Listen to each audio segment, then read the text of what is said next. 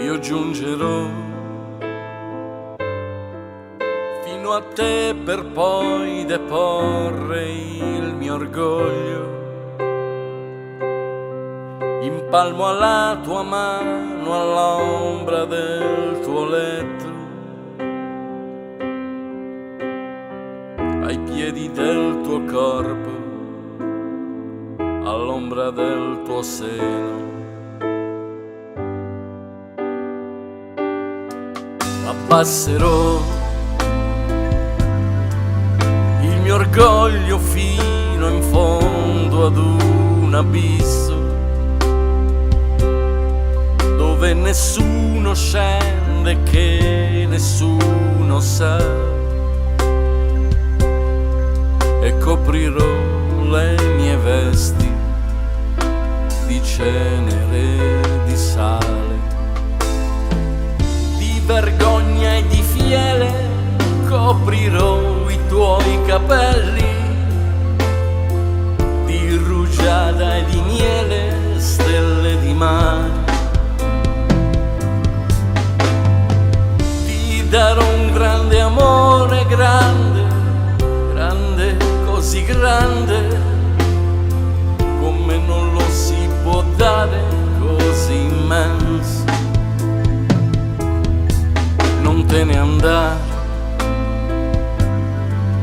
mi accontento dello sguardo del tuo assenso, quello sguardo di cui non ti chiederò, ti chiederò solo un sospiro o un tocco di silenzio. Resti così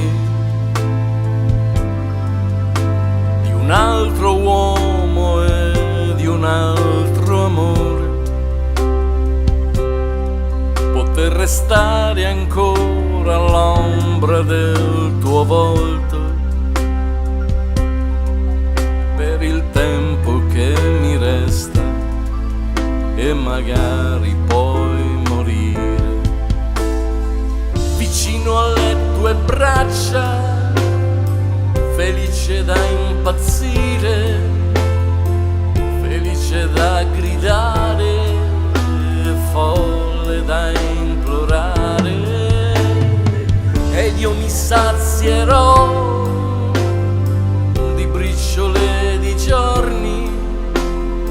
di polvere di rose tra mille altre cose, felice da gridare, folle da implorare, non te ne andare, no.